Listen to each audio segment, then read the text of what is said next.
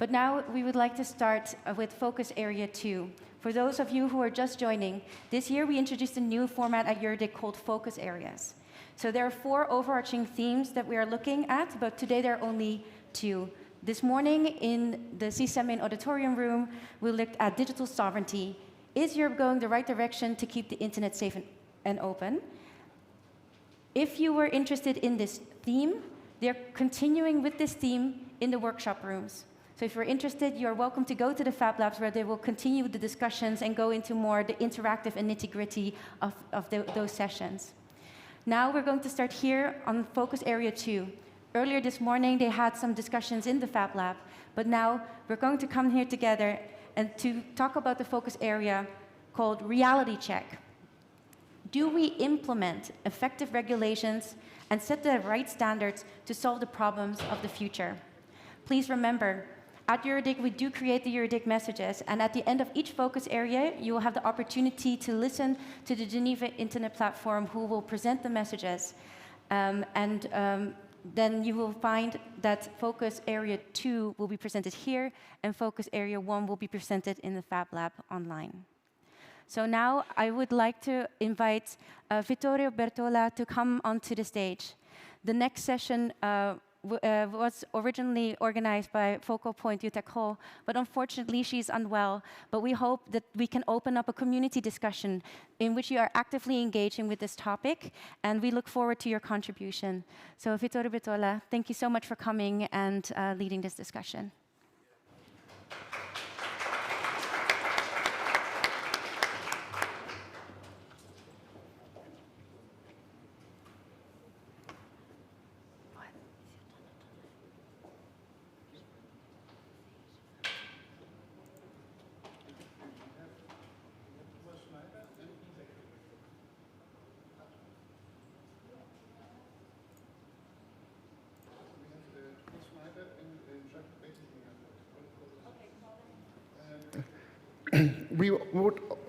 Hello, my name is Jörn Erbgut, and I would also like to call Thomas Schneider and Jacques Bellinger on the stage for this discussion. Yeah, I did not want to do the entire workshop alone, so we do have other key participants and people, so we are now getting them online. Okay, we see a lot of legislation being prepared by the EU.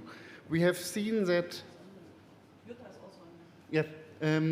Hello, Jutta. Can I share some? I'm here. Good to see you.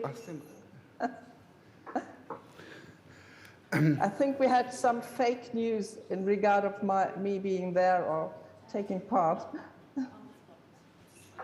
So great you are there, and that we can do this workshop together. Great, thank you. So we have seen that on the UN level, there is a new digital compound being prepared. We see a lot of legislation being prepared by the EU.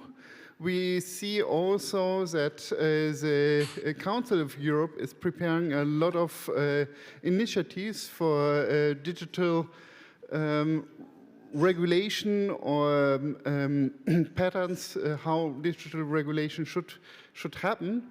And we are very happy that we can now learn about how this all plays together.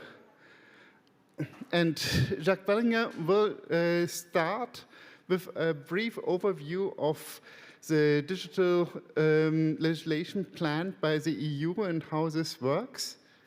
I see he still has some issues how he can connect his laptop. Sorry, I was looking at. What was the question? No, we're trying to have his first. Yeah. Can we have this slide? They're still setting it up. Fun? They're still setting it up. There is? They are still setting it up. Okay.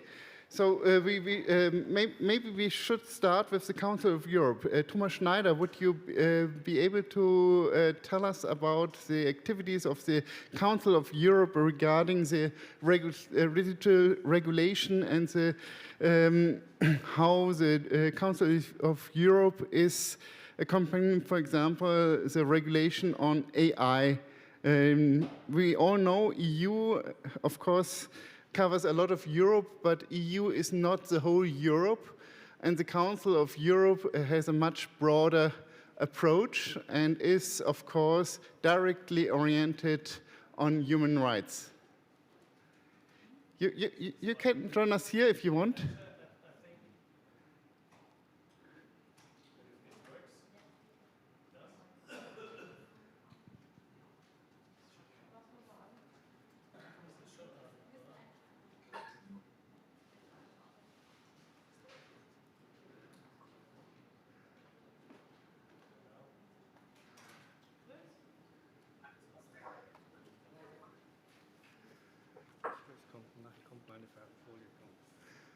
Okay.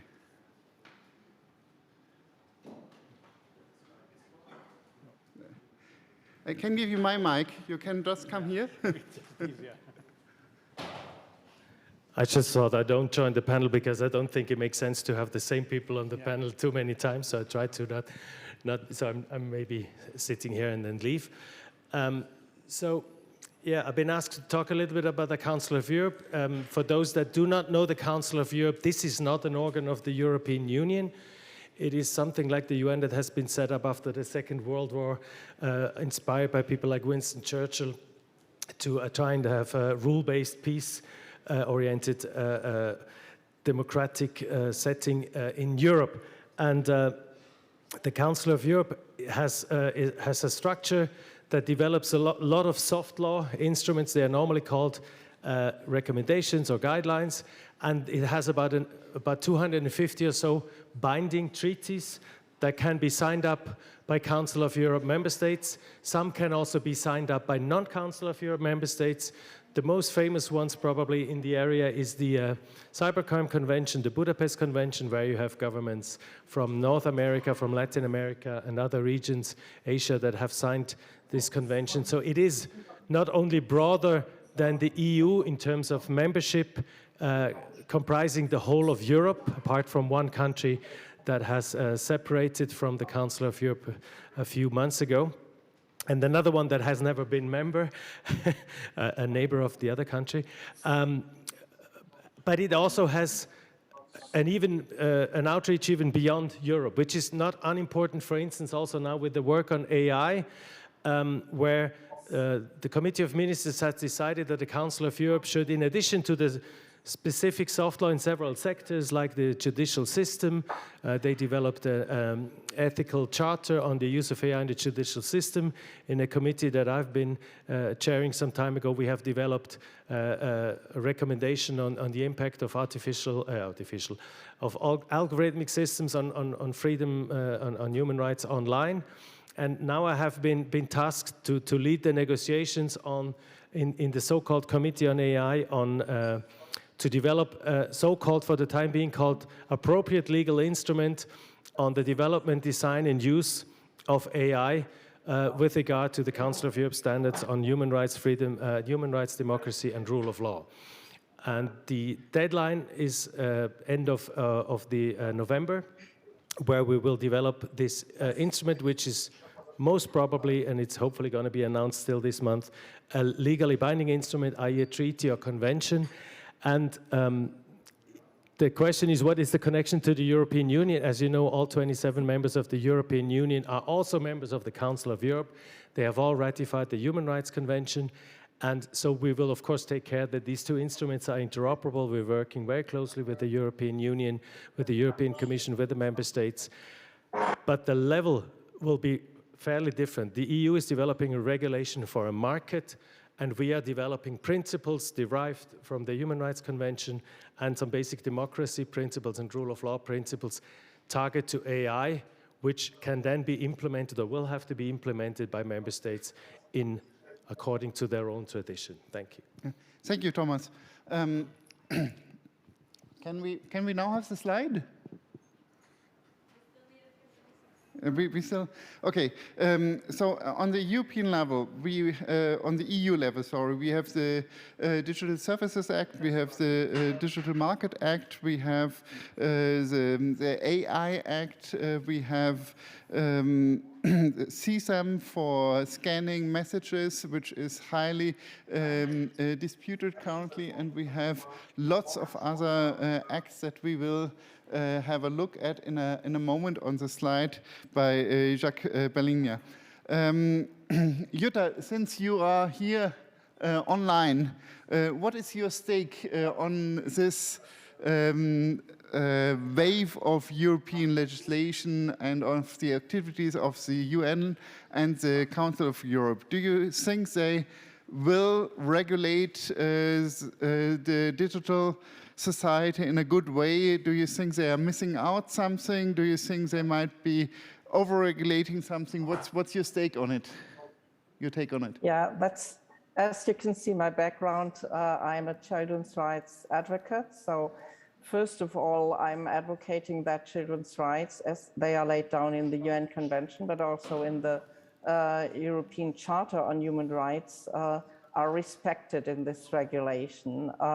We have several regulations that is addressing directly matters of child safety, for example, and we have several other regulation attempts that somehow are inflicting on children's rights. And for example, the AI regulation needs to take into account that children are more or less 1/3 of all internet users worldwide, as we know from former research. So children are a relevant group, and therefore their rights need to be respected in these regulations. And there we have kind of, we need a balance. You have addressed the detection orders on chat communication that are one of the instruments within the draft regulation on child sexual abuse material. And of course, this is debatable because it affects the privacy of users, of young users, as well as of all users of all ages, but also there is a need for the protection of children. So therefore, my intention would be to have a balanced approach and especially to avoid what I would call collateral damage that might come along with a regulation, a new regulatory regime. Sorry, sorry for my mispronunciation. Thank you. This is, of course, an important point. When we talk about this scanning of messages, this scanning will take place in the device or as a provider. And actually, what is happening if there is a positive scanning result? We all know there might be just a hit rate of 99.9%. So there will be false positives. And if the number of problematic messages is low, which is hopefully the case, it means that we will have more false positives than true positives. This is statistics. And what does it mean when, for example, there is a hit on somebody's device? What will be the next steps? Will the police arrive and do a search on the device? Or how can we imagine that this will work? What is in that new regulation, and it doesn't start with the detection order for chat communication. It starts with a risk assessment of the platform providers, whether the platform at all, whether there is a risk for grooming of children and for the spreading of child sexual abuse material. So that is the first step. And then before we end up with chat control or mechanisms, which is called a detection order, this detection order is the last step in a row of 3 steps. And the detection order can only be issued by a court or by a national authority that is authorized to go that step. So it's not that we will have a scanning of email in a broad sense of all email or chat communication. And then also you need to take account that there is only if the circumstances of the chat communications point in the direction that there might be the spreading of abuse material or a grooming process, only then these 3 steps are started. So that just take caution that we don't think, oh my God, everybody will have a look into my chat communication. That will not be the case. That will not be the result of that new regulation. Okay, thank you. I think we now can go to Jacques Bellinger. He will give us an overview on the overall EU regulation plans.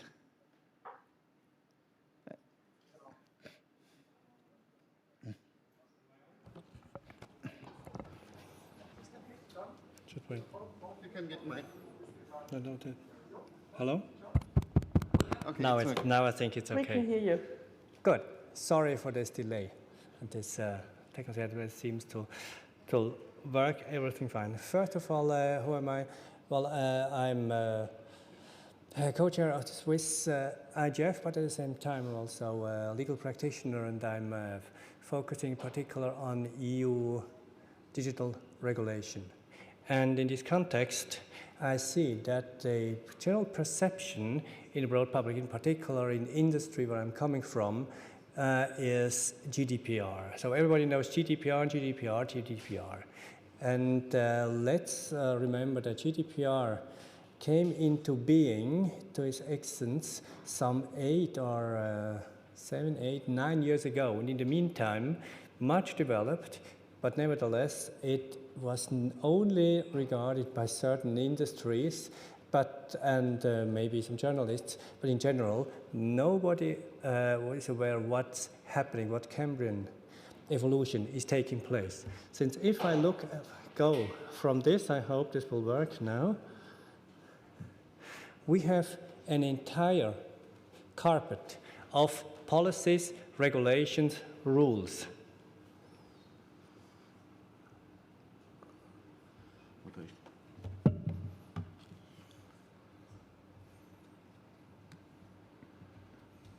Das geht nicht. Ja, das geht doch nicht rüber zu schieben. Das geht nicht, das ist eine Zeichnung.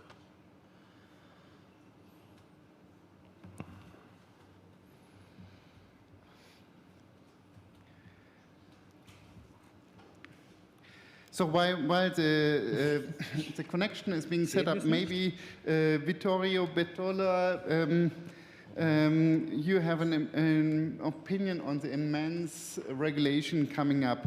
Is there something you think that is still missing, or something that should have been better left out? What is your opinion on this upcoming legislation?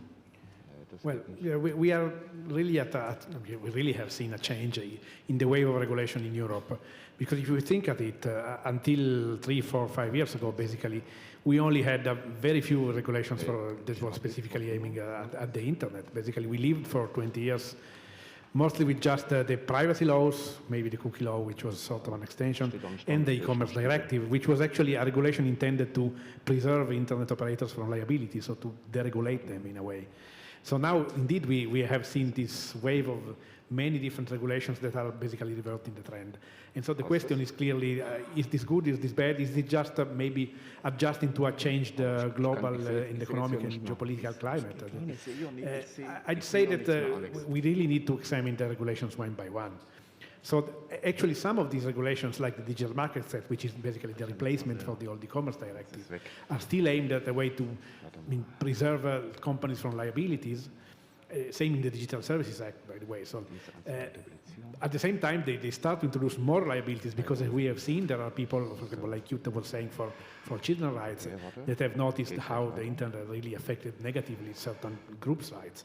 And so in the end, there seemed to be a need to intervene. So the discussion now is actually, where do we draw a line between what is necessary to preserve the rights of everyone that sometimes are harmed by just unlimited free expression and where do we, in the end, we stand in front of our rights, which cannot be compromised. So we are not ready to give up our individual rights in the end and our human rights because of the need to protect other groups. And so there are, I mean, there are different approaches. Some of these regulations, like the CSAM one, are going to be highly contested because in the end they end up impinging on technical issues. And maybe the role for a community which is mostly technical, as we still are. I mean, even if there are many policy people here, but we are still technical policy people. Maybe what we would have to do is to try to be, I mean, to find the good way and to help the policymakers in drawing the line in the right place. So in avoiding, for example, to destroy encryption, which is necessary for our privacy, but still finding ways to deal with problems that maybe sometimes the internet industry has refused to deal with and just claim that they were not the problem of the internet community and they had to be solved offline or this kind of thing. While other regulations, like the ones on the markets, are basically just the result of the conclusion that the laissez-faire approach that Europe had towards market regulation of the internet has not worked. Because in the end, at least in terms of growth, at least in terms of economic opportunities, Europe is missing out a lot. And if today most of the products that we use as Europeans, both as individuals and as companies, are not made in Europe. And while there's nothing bad in using things that are not made in Europe, still there is a collective interest in ensuring that we have an internet industry of a certain size that can provide these services no matter what happens at the global geopolitical level. So in an era of increasing geopolitical tension, there's also an issue of digital autonomy. Meaning the ability of Europe to be self-sufficient in any case if international trade, even in digital terms, stops. And so this is actually, I think, a good objective for a regulation. Thank you, Vittori. Now we have Jacques' slide available. He can really introduce us to the universe. I have to say it's a universe of EU regulatory approaches to the digital world. Please, Jacques. Okay. Next try. Well, we were at the moment where I was saying GDPR is known to everybody, but what incredible development has happened since. And if you look now on the slide, how many policies, proposals for regulations did pop up. And actually, most of it, if you look closely, the scripture in bold is enforced and everything else. So maybe 90% is not enforced yet. So what do we have here? We have a quite interesting attempt by the EU regulation to just bring somehow in sync what is technically feasible, what is industry actually doing, and what could eventually be regulated. At the same time, everybody knows that the legal track is so slow that it's impossible to have everything regulated in good time. So basically what the analysis proves is that the EU is just somehow building on a rough consensus, maybe as in the IGF, of what could be a policy that is not totally outlandish. And what then is found as rough consensus is cast into some text that are open for public, which is quite a democratic approach. And when I look in the industry, which I well know, what are the compliance departments doing, in fact, they just take any text they find. Any text is better than nothing. So what we see here from the EU as proposals and texts on what I think is rough consensus in the political community is for the industry something really real. But industry, I do not mean tech industry, the big ones who really have the power and means and the will to challenge, but just average small and medium-sized companies that just somehow have to grapple with this mushrooming of regulatory developments. Not to forget also that much of it is just a further development of what has been before. Where does it come from? Just to build up on what Thomas was saying before, it is not everything invented by the EU, of course. It's heavily building on earlier works of the OECD and of the Council of Europe.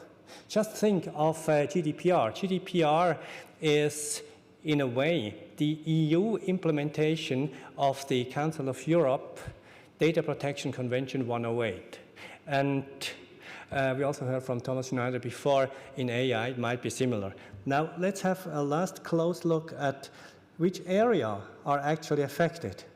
Once again, quite interesting, we were starting with the GDPR, but if we take a close look, what is at stake now and what will be soon? So data, starting over here with GDPR, personal data, but actually any data may somehow be regulated, if not by hard law, then by also very efficient soft law. Any data, and there we have the famous Data Act. Digital services and digital markets. Digital services, everybody now thinks of Digital Services Act, but actually digital services is, of course, much more. The e-commerce directive of 2000 was already about digital services. So what we see here in latest proposal for development on the EU side is not something totally new, but it's mostly further development on certain areas. We have digital markets going into competition law. We have digital sovereignty with the CHIPS Act, which was just proposed in February. Then, quite interestingly, we have also sectorial responses. I'm just going to show you one part. I think I put it at the other end. We have the EU Health Union. And the EU Health Union, well, below. Yeah. So we have the EU Health Union. The EU Health Union goes with the EU Health, with the EU Health data space. Data space needs regulation, brand new from May. So we see in just a sectorial approach as well. GDPR, all that stuff, is horizontal, but now it goes also into depth. What do we take out of all this? The EU does mainly further development, first. Second is courageous enough to put it on paper, and even more courageous to threaten to make a law out of it. And I think this is where the point where we can step in as civil society. Thank you. This is a great overview.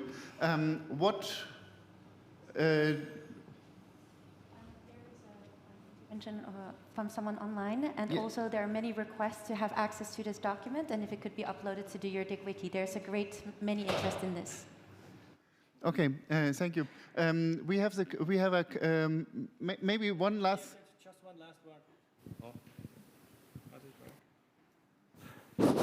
One last word. So I will gladly share this document. The good thing is it has links on it, and if one clicks on one of these links, one is directly at the right document. So very useful for practitioners.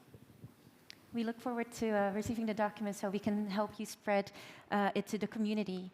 In the meantime, I would like to invite Andrew Campbell to unmute himself. He had an intervention, and also Jutta Kroll has an intervention. Hi, have I unmuted successfully? Yes, you have. Fantastic. Well, thank you for the presentation so far. Very interesting, and I really look forward to that mind map, which looks fantastically useful. But actually, it helps make the point I was going to, which is at the moment, there's a lot of activity on the sort of regulatory front, legislative front, etc., and there's a lot of interaction between sort of legislators and particularly civil society on that. And then I think Vittorio made a sort of comment that maybe some of the legislation cuts across standards, and what we have are completely in isolation of all of that legislation and activity by the civil society, new internet standards being developed almost exclusively by the sort of tech community, with a complete lack of involvement of policy people, civil society, regulators, governments, and in my view, the multi-stakeholder model is really important and would work, the standards development would work much better if there was multi-stakeholder involvement in the standards. And currently, for example, virtually no member states are represented in the IETF, to pick up one of the internet standards bodies. None of the governments go, none of the government agencies go. I think that's a real issue, and whilst there's a separation between these activities, it's going to lead to problems where new standards break legislation and vice versa. I don't know if the panelists agree with me, but I think that's a problem that needs to be addressed. Thank you. Thank you. Anybody wants to comment on it? I know that the EU is collecting a lot of comments on their planned legislation. Still, of course, it's a legislative process and it's not the IGF process. But Jacques, maybe you want to comment on it? Well, just very briefly, repeating what I tried to convey before, which is actually, what we read in the papers is a huge fine based on whatever applicable law, and but actually the bulk of regulatory work currently is soft law and standards, and this is exactly where civil society can cut in and even be quicker than the EU. So I encourage everybody, in particular when it comes to these standards, develop standards and defend them. Yeah. I see we have two questions here. You were first. Sure, thank you. Chris Buckridge from the RIPE NCC. Thank you all. I think this has been definitely interesting to listen, and some key points here. And I'm sort of randomly was thinking to respond to a few of the points. I'll take the last one there. I think the point about soft law and about the fact that companies are often responding not to the legislation that has already passed, but to try to predict and understand the landscape they're in is a really important one. And I think it highlights the fact that with this sort of historic deluge of legislative proposals that we're seeing in the EU, that's all everyone is doing, is trying to predict, trying to understand, and the ability to predict and understand what's going on is so much more difficult and complex than it has been in the past. And I think that has some really unpredictable outcomes and side effects, most of them not good, because most of them are, well, essentially chilling effects. They chill what people are likely to do or the risk that they're likely to take. And that's, I think, not good for the industry, for the internet, for evolution and how the internet is used. I think the point, and I don't mean to pick on this point, you mentioned... could you please try to be short? Sorry, sure. Well, linking back to that, the point about we need to take them one by one and understand what each proposal is proposing and how it's doing it, I think makes sense to me on one side, but I think in another sense, part of the problem is that we can't take these all one by one. They all reference each other. The DSA references the NIS2, which references, and even as that sort of agreement process is going on, it's clear that not all of those interactions and the way those different pieces of legislation affect each other and combine to affect the world are clear to the policymakers or to the stakeholders who are trying to engage. So I think that complexity is very dangerous for us at the moment. Thanks. Thank you. So this was a comment. We have an intervention from Jutta. Jutta, please, Yes. you have the mic. Thank you. thank you for giving me the floor again. And thank you to Jacques for this wonderful mapping of the landscape. I think it's very useful. And as you said before, and I think Chris mentioned it also, we have the links in the map to the regulatory acts, but there are interlinkages between these different acts, like, for example, the GDPR references in Article 8 to the definition of information society services that comes from the e-commerce directive. So there are many interlinkages that can be very beneficial, but they can also cause damage to the intention of the regulatory act. And then I think we also, it would be good if we could see in the landscape of these regulatory acts that some have the power to override other regulatory acts, not only on national level, but also within this landscape. We have the rule of lex posterior, of lex specialis, and there that decides which regulation really chimes into force when a certain issue is affected. So I think it's really useful to have a look at this, and for civil society, of course, it is a helpful instrument to better understand the regulatory regime on European level. And this also is signalizing around in the world, because we know from GDPR that it has been copied, or parts of it have been copied in several other countries. We know from some youth protection acts that have been copied on the African continent. So we know that it's not only EU that we are talking about, that we are talking about legislation on international level as well. Thank you. You wanted to comment on it, Jacques? Yes, a very short comment to this. Whilst within all what I showed before, it's really difficult to find what is interacting with what. But what we should know for sure is, since we are in the EU legislation, there is always the distinction between primary law and secondary law. Primary law being whatever is in the EU contracts and in the Charter. And in almost all of these acts, we see somehow a reference to Article 8 of the Charter of Human Rights of the European Union. And parallel to this, we have the European the Convention on Human Rights in Europe, which also cuts in. So we really have already some distinction between what is priming over what. But once it is within the realm of the secondary law, well, it's really getting complicated. But human rights are really at the basis of quite everything. Yeah, thank you. Vittorio, you wanted to comment on it as well? Yeah, very briefly, so that we can take the other question. No, I just wanted to comment on several of the interventions. But, I mean, especially what Chris and Andrew were saying, but I think also you. So it's true that it is very hard for civil society sometimes to interact with regulatory processes. And maybe in the internet institutions it's been easier. On the other hand, there are other stakeholders that think the opposite. So, for example, the children's rights people, I don't know if Jutta would agree, but I think it's been easier for them to interact with the regulators and with the politicians than it has been to interact with the internet community and their institutions. Because if they showed up there, even at the ITF or even in the policy places, where they were not listened to. And sometimes they were even treated not very well. And so this is the feeling, I think, from parts of other communities. So my advice to the multi-stakeholder community, even, and including the standardization organization, is that either they start to listen more actively to other interests, other views of the world, or this will just increase, because people will just go to the regulators and say, hey, the multi-stakeholder model is really not working because it's just very few stakeholders that dominate it, and we cannot get our voice heard. Thank you. We have another question from the floor. Hi, I hope you can hear me. Finally, the mic works. I have a question for Jutta Kroll.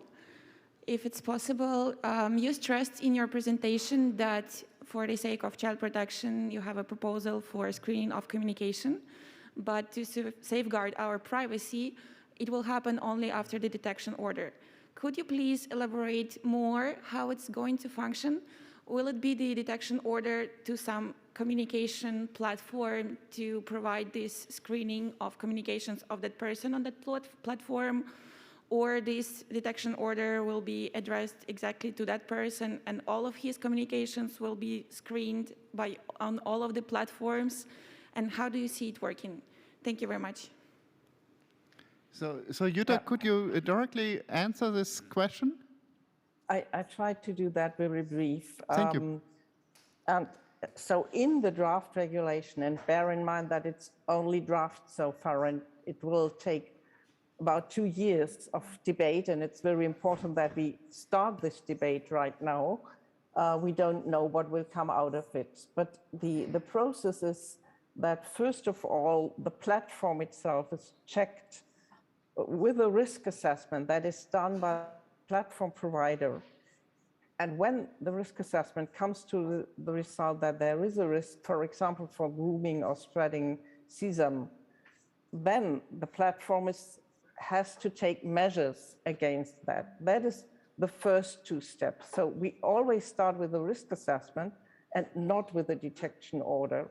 But then when still after taking these precautionary measures, there is a risk of grooming, for example, then the next step would be to have an anonymized process of seeing whether there are certain characteristics of communication that tend to be related to a process of grooming. For example, when a person is spreading messages to a huge number of unknown accounts, so to people the person was not connected to before, then that might be a signal that there might be a grooming process going on. That would be the next step. Then that whether it's checked, whether this is really tending to give a signal for grooming processes. So you need to know that we have these several steps before a court or authority can issue a detection order that then is addressing the communication of a certain channel and of a certain profile. Does it make that clear to you? Thank you very much. It is a bit more clear, but still, in case of in modern reality, we have so many communication channels. Will it be addressed then to all of the communication channels the person has? Because I personally have at least, 10 platforms where I communicate with people.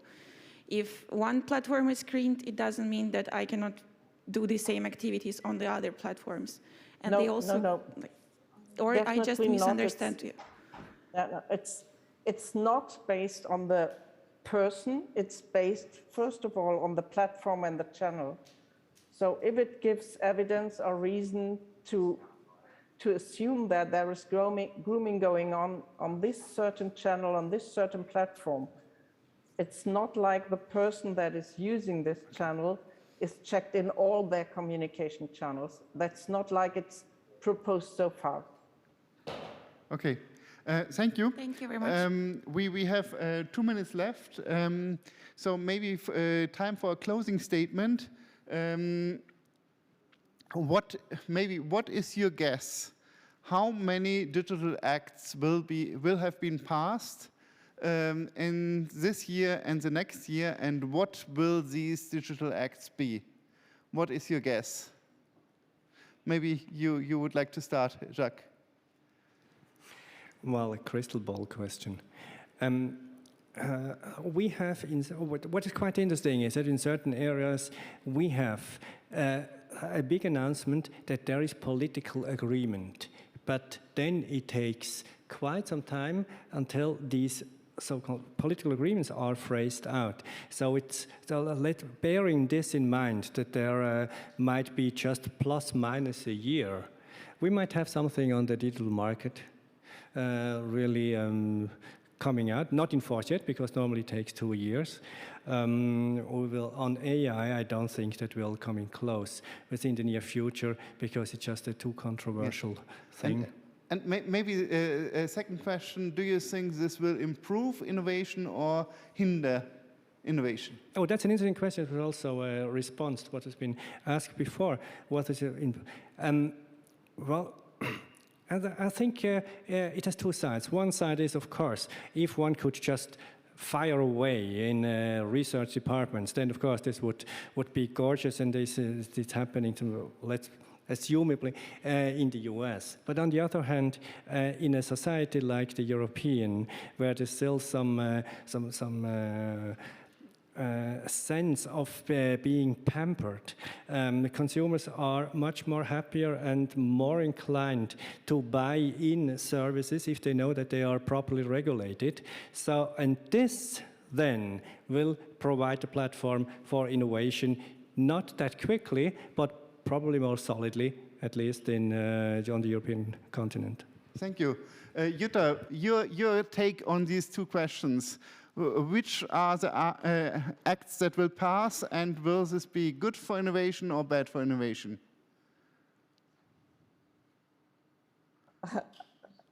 I don't think it's a simple answer to these two questions, but definitely it's good to discuss regulation from the beginning, not to bring in new issues and things that might not have been taken into account in the last step of the regulation. It's better to take all these issues from the beginning into these parliamentarian processes that usually take 2 or 3 years. And as Jacques said before, legislation is a slow instrument. So of course, we also need to look for quicker responses to upcoming issues. Thank you. Vittoria. Yeah, very quickly. Well, on the how many, I think in the next 2 or 3 years we will see several. These things swing like a pendulum, so maybe in 20 years we will go back again to a deregulation phase and so on. But it will depend also on geopolitical tensions. So if there are more wars, cold and hot wars, unfortunately, there will be more governmental intervention. On the innovation question, I think that some of these, again, you have to tell one from the other. Like the Digital Markets Act, for example, is very good for innovation because it will create opportunities for new services, for new interoperable services in the emerging space and so on. Others might be bad because they introduce liabilities and responsibilities that the smaller platforms are not able to cope with. So it really depends. So thank you very much for this very interesting discussion, and I think we will have a definitely quite different digital world when all or bigger parts of this regulation come into force. Thank you. Thank you very much. Thank you very much, John, for your moderation. And of course, we would like to welcome you back at 3:45 for Focus Area 2, Subtopic 2, how to enable rapid cybersecurity standards implementation for impacts. So please do go for a break, but do come back and join us for the next discussion.